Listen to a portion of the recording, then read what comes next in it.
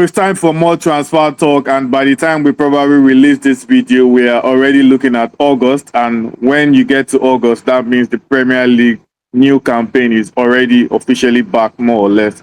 But first off, there's still more transfer to happen between now and the end of the transfer window. And as usual, we'll be discussing the latest developments to have happened over the past couple of days. And first up, Victor, rate this signing for us. Your opinion? Rate Robin Roefs to Sunderland for £9 million plus another £3 million in add-ons on a 5-year contract.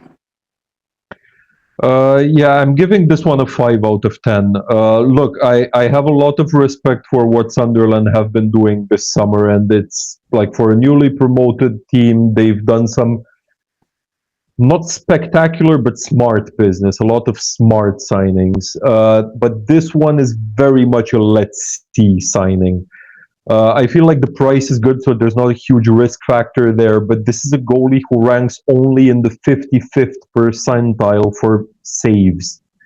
What he really excels at is cross stopping, which, if this was the Premiership back in the 90s, sure, fantastic. 11.2% crosses stopped is outstanding. But this is 2025, and this is a newly promoted team. Everything is being played much more on the floor rather than in the air nowadays. I don't think this will be a signing that really gets them out of trouble, but again, let's see. Yeah, fair enough. And still with you, Victor. Manchester United have made contact with the representatives of Stefan Ortega, to ask about his availability, for Manchester City. Now, Ortega is open to, to discussing a potential move. And on social media, some United fans are saying, oh, if we want the replacement for Onana, Ortega is not the name we should be looking at. What do you make of that? Yeah, I get what they're saying, but at the same time, he's got to be better than Onana, right? Um, Even though this would be a transfer from a direct local rival, I feel like it would be a bit of a stretch to call this one a blockbuster or anything like that. Um, Look, if it makes sense for both clubs and he can actually get some playing time, let's not forget United still have by India as well. Go for it. But I'm not convinced that this one will happen or that it should. Yeah, fair enough. And over to you, Max. And now it's time for you to rate another transfer that became official over the past couple days as well. Last episode we discussed about Ramsdale going to Newcastle, and now it is official. So, Max, rate Ramsdale to Newcastle on a season-long loan with a potential buy option. I mean, I still feel like he's not gonna be a starter, definitely, but as a backup option and not paying anything right now, only the salary of the player, I'd say it should be around 7, I guess, because he's not really bad, and to play some cup games or something like that, he'll be okay, but I don't feel like they wanna buy him out after the season, especially because Pope is still in the club. So I'd say, yes, 6.5 or maybe 7. It's not bad, but not really good. Yeah, fair enough. And still with you, Max. RB Leipzig, they've stated out their asking price for Benjamin Sesko. And as per credible reports, they are asking for £65 million guaranteed.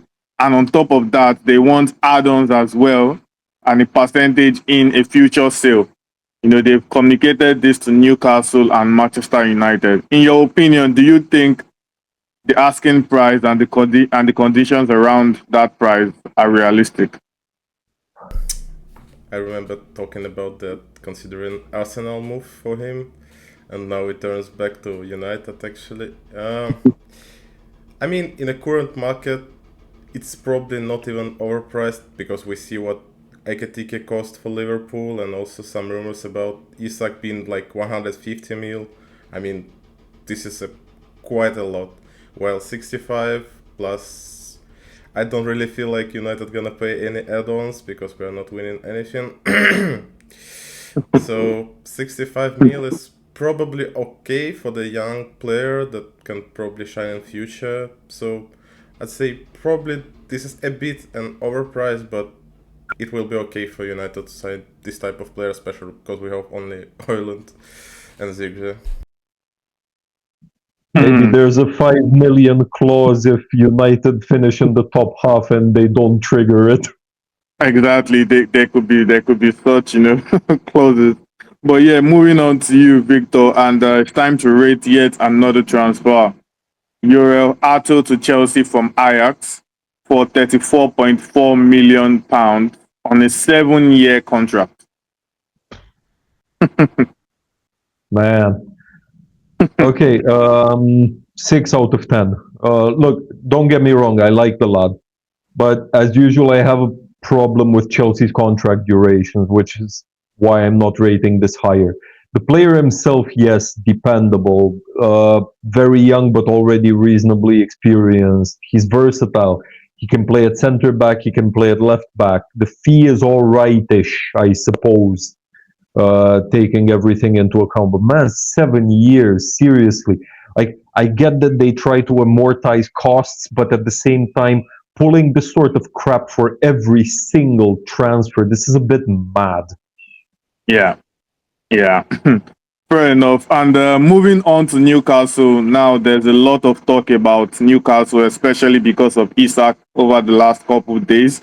And now Newcastle are literally interested in loads of strikers, Sesko, Watkins, Nicholas Jackson. Literally almost all strikers are linked to Newcastle at the moment. But now a report is saying Newcastle are ready to keep Isak regardless of what happens, unless they secure Sesko or a top striker close to the quality of Isak. So now the question is, Victor, if this happens and Newcastle decide to keep Isak, who loses more, Newcastle or Liverpool? I think Newcastle. Liverpool got Ekitike for better or worse, whether you look at the fee or the quality or whatever, he's still a good hand, right? Gakpo can play as a center forward as well. Wirtz can fill in as a false nine if needed. On the other hand, you look at Newcastle and it's an extremely delicate situation. They would be stuck with a player who doesn't want to be there anymore, and that's far from ideal. And the cherry on the top is that they would be missing out on a huge amount of money. Yeah, but Isak would also he needs to play too as well because the World Cup is next year and he would want to remain in top condition. Don't you Yeah, think? absolutely, absolutely. That's definitely an argument. But at the same time, if you look at the way Newcastle are handling this, first of all, I don't think he will be a Newcastle player anymore in September. Let's put it this way. It will happen, the transfer, whether it's to Liverpool or elsewhere. But I think they need a proper striker more than he needs Newcastle. Even with the World Cup on the horizon, if Sweden look at their attacking situation, and it's already a crapshoot whether they start Gyökeres or they start Isak anyway. You know, Yeah. even with both of them doing very well or very poorly, it's still going to be very much a 50-50. As sad and as pessimistic as this might sound, it might come down to an injury who plays in attack. Yeah. So I don't think he needs Newcastle as much as Newcastle need him.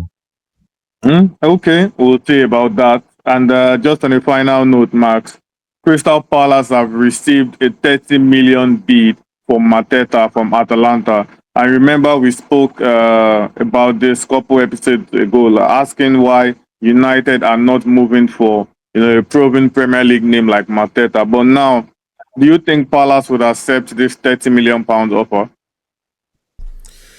Yeah, it seems like they really want to keep at least somebody at the club and try to do something in Europe. But actually, I feel like this is just the problem of the amount. Like 30 mil is probably low for this type of player in his age even. I'd say if they maybe offer 45 or 50, they would probably accept that, but at the moment I'd say yeah, he's probably staying. Okay, 50 for Not gonna Mateta. happen from Italy. Exactly, from a Serie A club. Nah, Yeah. it's not going to It happen goes really. up to But yeah, 10 probably. but yeah, it makes sense that Palace would want slightly more than the £30 million being offered, especially because they would not be able to get any replacement for that amount. So we're just going to have to wait and see how everything unfolds. And for now, that's all we have in this video. And we'll be sure to discuss all the latest developments before our next episode.